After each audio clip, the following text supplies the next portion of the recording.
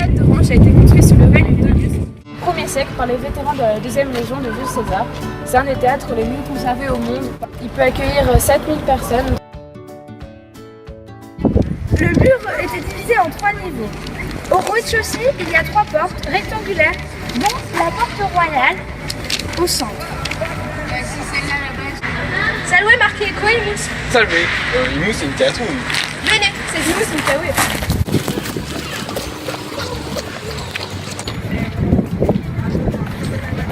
Oh, Franciscaneae, Pulcherima est.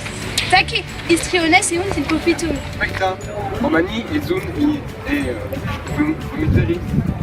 Eos video magistratus eunt in... Acta est fabula qui splendite.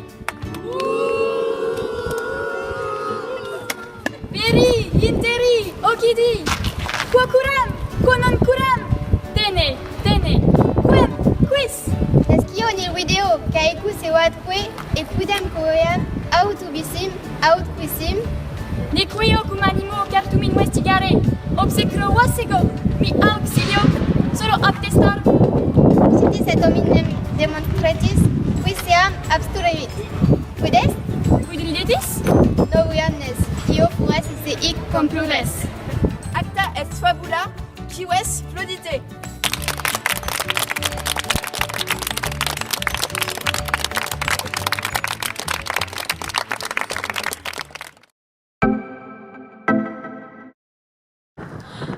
Omnes, c'est au 1er siècle après Jésus-Christ que les Nîmois ont érigé le pont du Gard.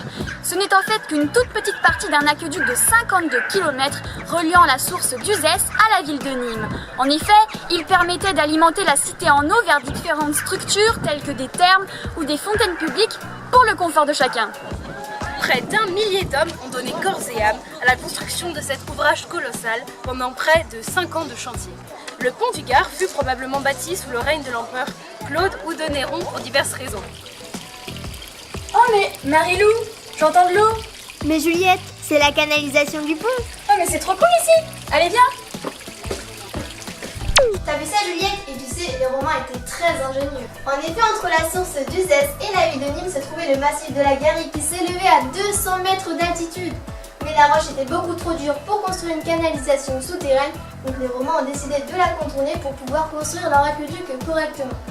Au final, sur cette nouvelle trajectoire de 50 km, il n'y avait seulement que 13 mètres de dénivelé. La pente était donc presque horizontale et les Romains ont dû la calculer au plus juste pour que l'eau s'écoule seulement grâce à la gravité. Tout d'abord, les Romains élevaient des piliers en pierre. Ensuite, ils plaçaient une structure en bois provisoire au-dessus de laquelle ils plaçaient les blocs de pierre les uns sur les autres. Arrivés au sommet, ils prenaient une pierre qu'ils mettaient juste ici, qui s'appelle la clé de voûte. L'arc tenait maintenant tout seul et puis ils pouvaient retirer la structure en bois provisoire. L'ensemble est en fait maintenu grâce à la pression que les pierres exercent entre elles.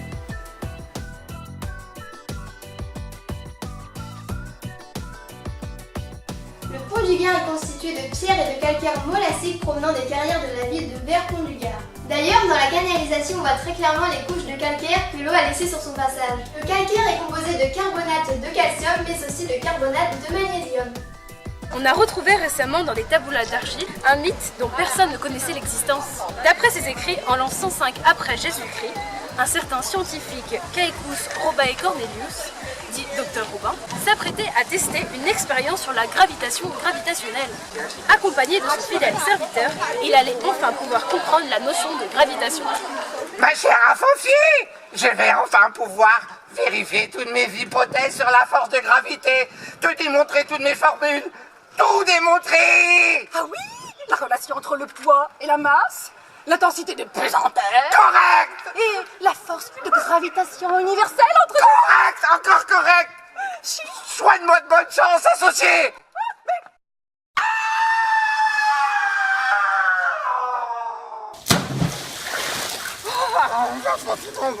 Oh ma vie, on fait ça. C'est Romain.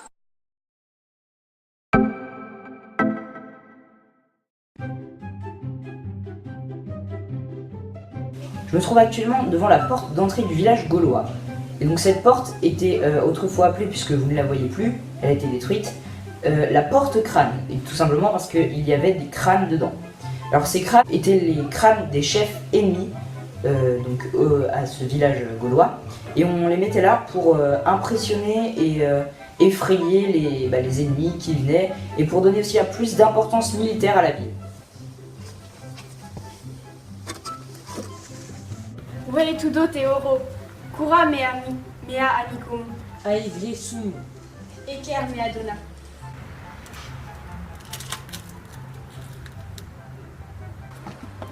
Oui, facute.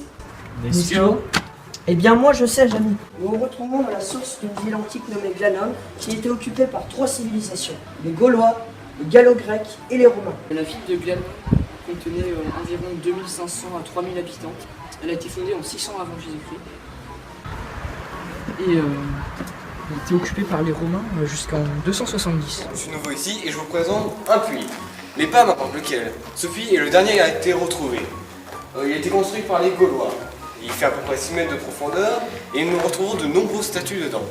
Donc par exemple celle de la femme de Auguste, le Romain bien sûr.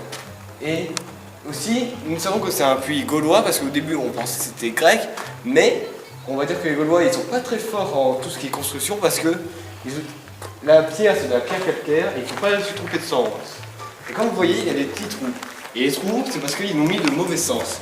Alors, les Gaulois, on dit que chez les Romains sont fous, mais bon, les Gaulois ils sont pas forts.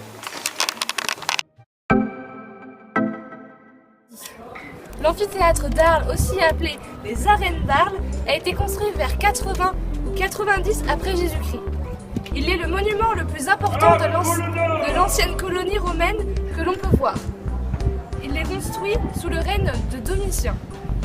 C'est un temple de jeu où s'affrontent des gladiateurs. Il est classé monument historique depuis 1840. Le théâtre antique d'Arles, construit à la fin du 1er siècle avant Jésus-Christ, sous le règne de l'empereur Auguste, a été construit juste après la fondation de Arles.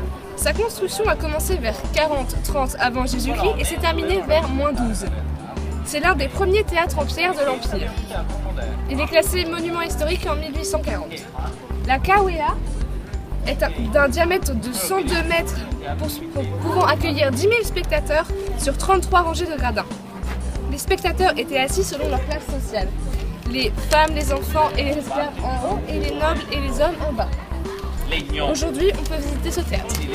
Le forum est le centre politique, économique et religieux, construit 20 ans avant Jésus-Christ par Auguste, puis agrandi par Tibère au 1er siècle et Constantin.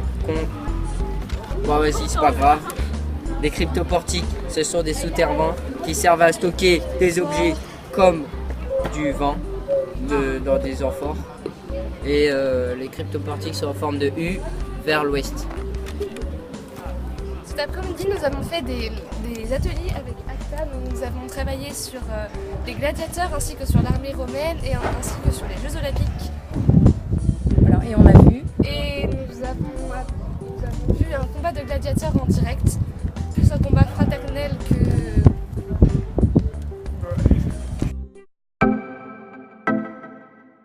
Vous êtes tous là?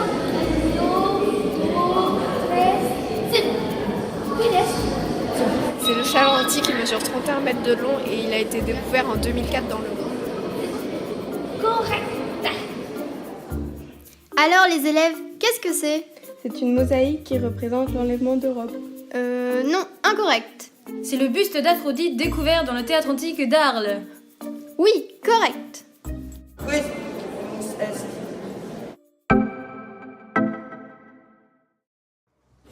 Alors nous sommes au village des Baux de Provence. Il y a beaucoup de vin mais il fait vraiment très très beau.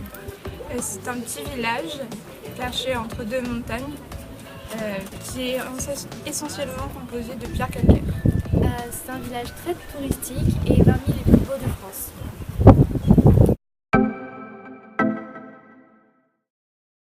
Ubis mousse. Nesclo, ubis, imus. Et qui est malade? Oh. Et là, c'est quoi mort? Il m'est allé.